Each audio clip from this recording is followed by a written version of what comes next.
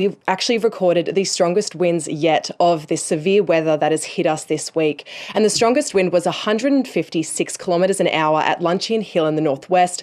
And that broke its record by over 30 kilometres an hour, broke the previous record of that. So it's really strong winds across the state. Now, these winds have brought down trees over roads. Police are urging motorists to drive carefully. And that has been the most of the damage so far, including 14,000 properties are without power across the state. The Tas Network's spokesperson I spoke to said she had never seen this many outages across the state. So this is pretty significant weather for us here in Tasmania. As I said, there were multiple trees down over the roads and minor flooding. The SES has responded to 54 calls for assistance over the past 24 hours, and that is mostly due to the strong winds and the rain bringing some roofs off houses and other things like that. And there is some minor flooding, but there are some flood watch and acts around the state. So there is there's more weather yet to come. Yeah, and just tell us what people can expect over the weekend and also how they should be preparing. Yeah, so there are 3 flood watch and acts, and that is for the Derwent Valley, the Meander River and the Mersey River and surrounds. Now, the SES has said that they're mostly worried about the Derwent River and the Mersey River, and there has been an evacuation centre set up at the Derwent River Sports and Recreation Centre in New Norfolk. The weather yet to come, it's meant to ease over most of today, but around 4 to 5 p.m, there's another front hitting that will be similar to this morning, which caused all those power outages and which brought those trees down over roads. And because of the rain that has come over the past few days, they're really worried about flood watches. So if you're in those areas in the Derwent Valley, the Mersey River and the Meander River, please keep across weather warnings over the next few days as those river levels do rise.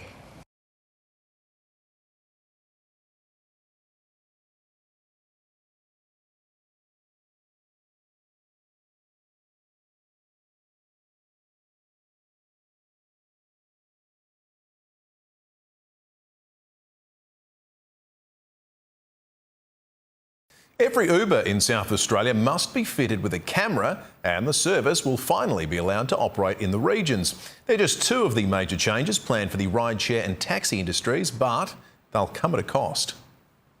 Catching a cab or ordering an Uber is about to change under the biggest overhaul to the taxi and rideshare industries yet. We'll just comprehensively change the way we travel. 29 sweeping reforms include tougher penalties for fare gouging, vehicles will be tracked, all drivers will have to carry in-car identification, and Ubers will need to be fitted with cameras. And you know that your children are safe in an Uber or a taxi because there's a monitored camera. If we had cameras and ways to make it better for everybody, why not? All supportive. Good idea. I mean, anyone that's providing public services, especially as a father of 3 daughters. And for the first time, rideshare services will be allowed to operate in regional South Australia. In the Barossa Valley, the Adelaide Hills, Clare Valley, or wherever Uber want to compete, they can go and operate. But these reforms won't be free. They'll be funded by passengers through an increase in the point-to-point levy from $1 to $2. The 29 recommendations will go out for consultation, but it appears that's just a formality. The government's made it clear it intends to adopt all of them. Deanna Williams, 7 News. Cold weather this week, from extreme heat to severe winds. The end of winter has been highly unusual. The Weather Bureau is warning Australians of a dangerous weather ahead for the start of spring. Let's cross now to senior meteorologist Sarah Scully for more on this. Morning to you, Sarah. Let's just first start off with these extreme winds we're seeing. It's extraordinary stuff. Yeah, good morning. Look, we have had a number of series of cold fronts that have been sweeping across southern Australia, bringing damaging to destructive winds in these pulses as the cold fronts move through across large parts of southern Australia, including southeast and South Australia, Victoria, southern New South Wales and Tasmania. We did have a cold front move through overnight last night. In the last few hours, there's been some really extreme wind gusts, particularly about Tasmania, up to 160 to 165 kilometre per hour gusts about western parts of Tasmania, and also some quite heavier rainfall there as well.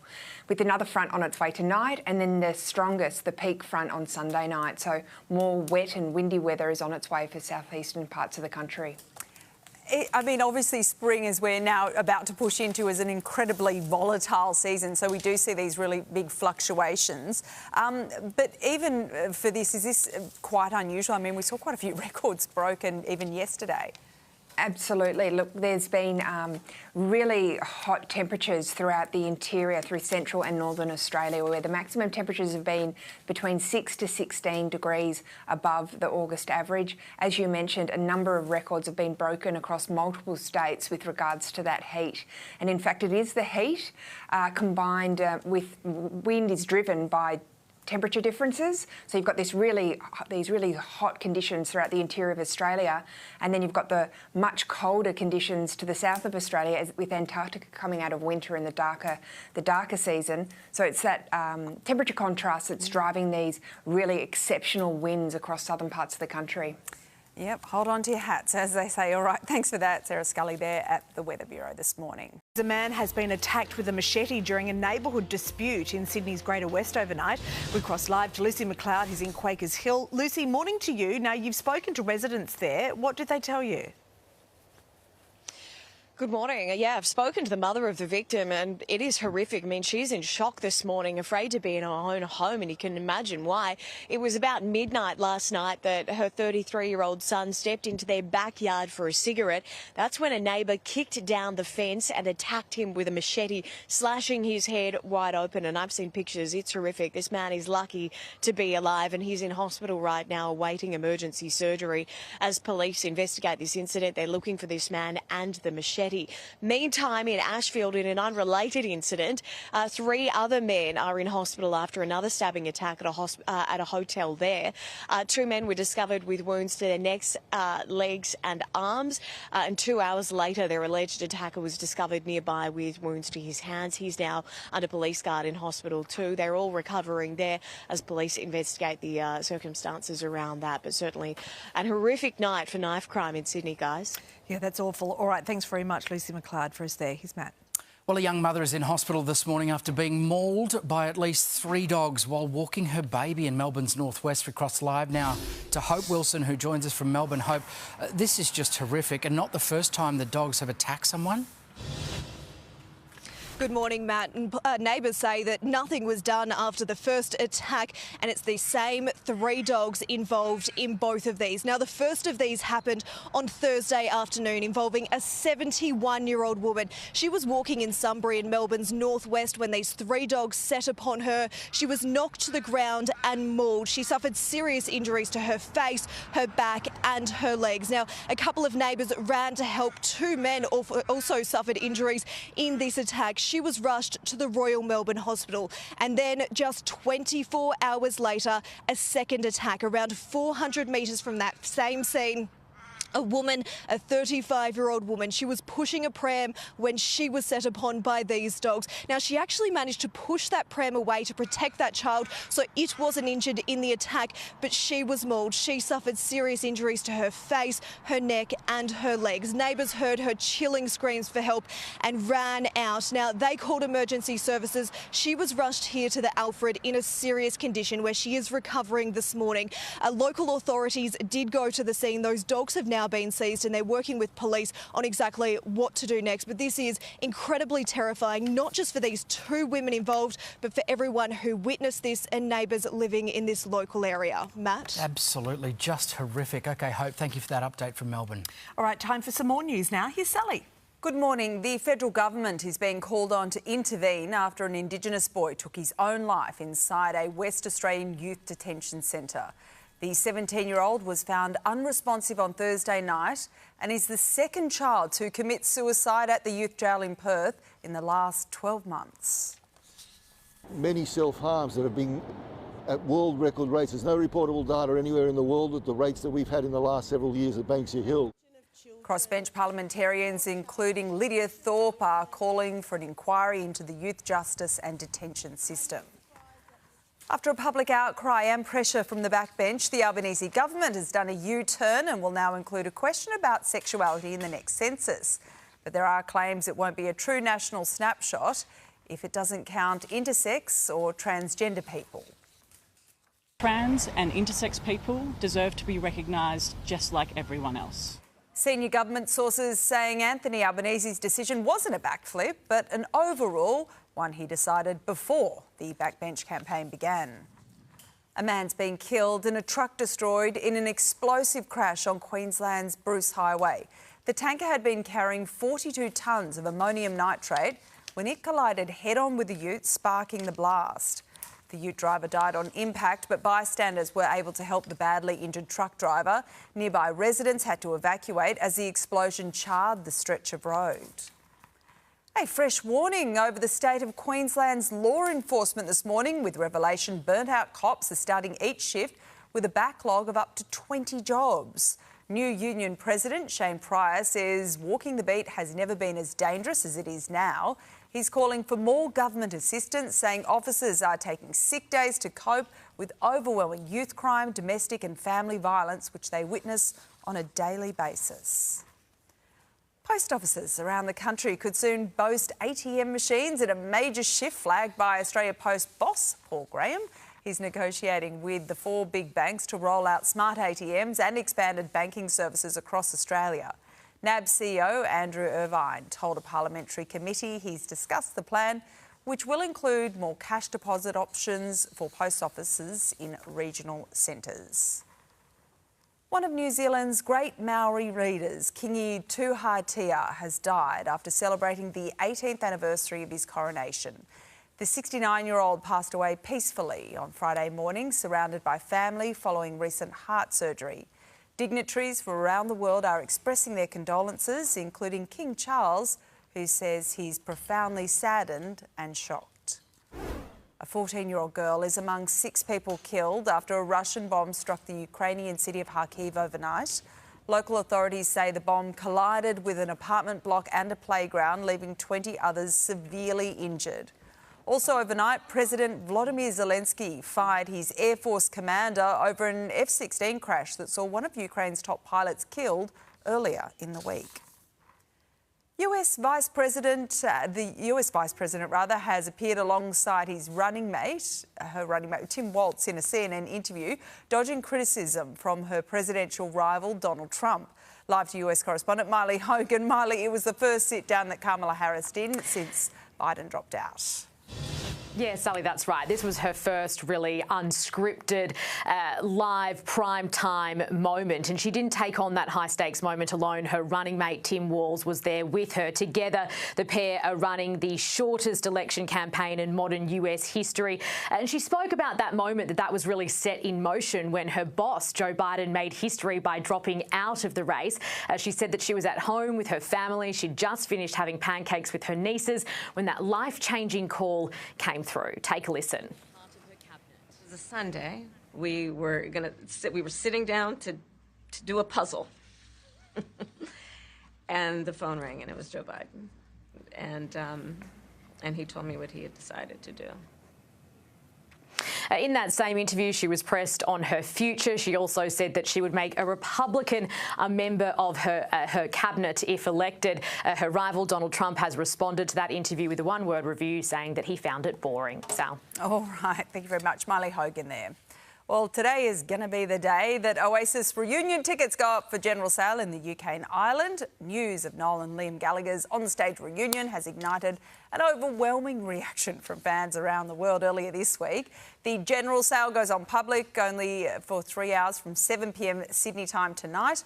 Oasis was forced to issue a warning against resale to diehards after first batch tickets were listed for as much as £6,000 online, 40 times the original price.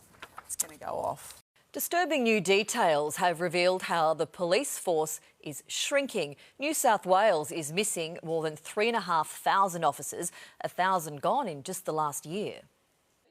Appearing in a parliamentary estimates hearing, the police minister once again standing by her right-hand woman. Do you have confidence in the Commissioner of Police?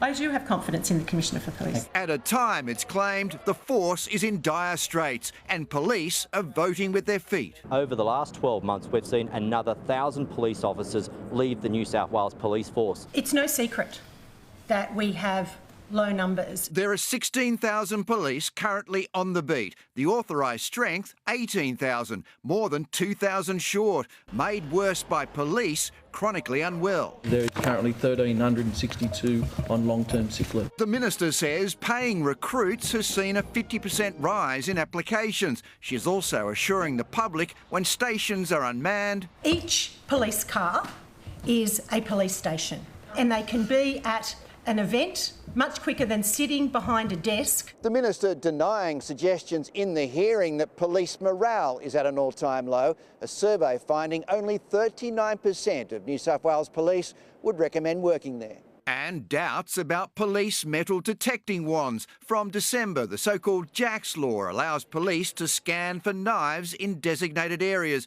But the hearing told a plan to procure the wands from overseas is yet to begin. We've seen far too many incidents this year where people have been injured or harmed by somebody else carrying a knife. The Minister says it will happen and is fully funded. Chris Marr, 7 News.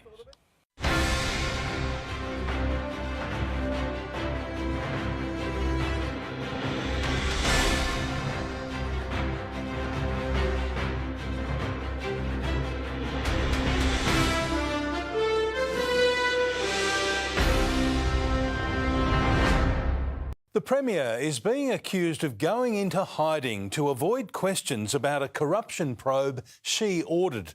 It found construction workers who speak out fear reprisal attacks. The first report into the construction union ordered by the government. I'm not aware, of course, of the contents of that report. And the Minister made available to answer questions. I'm not aware, of course, of its contents. Hadn't read it. What I say to you is that I've not had the opportunity to read Greg Wilson's report. What it did say was workers had a significant reluctance to make complaints because of fear of reprisal and a lack of confidence that anything would be done. The interim report also revealed a confusing complaint system. One person described approaching 10 entities over 2 years, including state and federal bodies and major contractors. They were unable to find anyone who could deal with the issue. And it suggests the anti-corruption watchdog needs more powers. Victoria's integrity agencies do not have a role in investigating allegations of corrupt behaviour between private bodies, unions and private individuals. The report doesn't get to the bottom of how did it happen, when did it happen. Questions for the Premier, who avoided scrutiny today by holding a media conference 2 hours out of Melbourne with just 20 minutes notice. Today, on her own report, the Premier is in witness protection. And state political editor Chanel Vella joins us now. Chanel, the Premier is under fire for her handling of this report. Well, Mitch, like him or not, Daniel Andrews would always front up and take questions. Today, the Premier was purposely evasive, ensuring journalists couldn't reach her, despite Victorians wanting answers around the CFMEU. Now it must be asked, does Jacinta Allen not want to answer these questions, or does the team behind her think she's incapable, Mitch? Chanel Vella, thank you.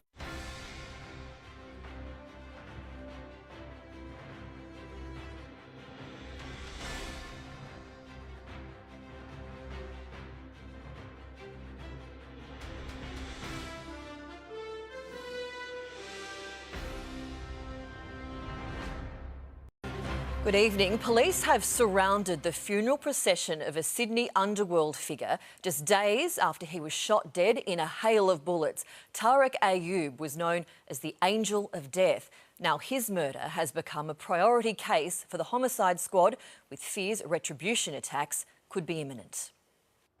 They came to show their respects. Not all showed their faces. 4 days after Tariq Ayoub was gunned down in an ambush in Parramatta, those closest to him gathered and grieved. More than 100 family, friends and associates of the underworld figure came for funeral prayers at Lakemba just hours after the coroner released the 29-year-old's body.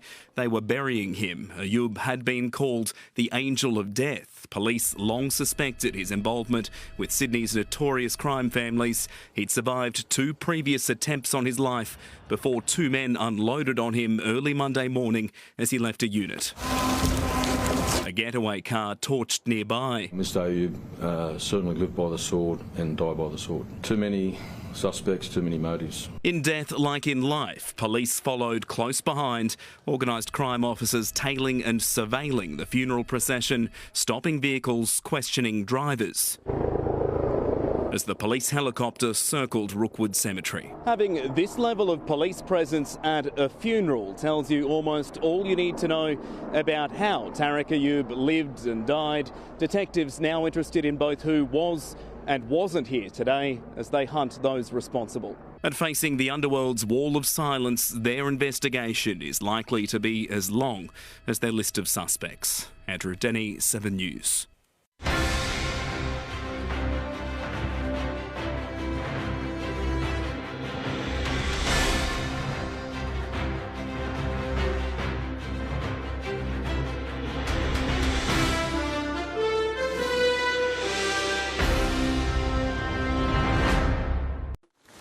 Five months is a long time in Tasmanian politics.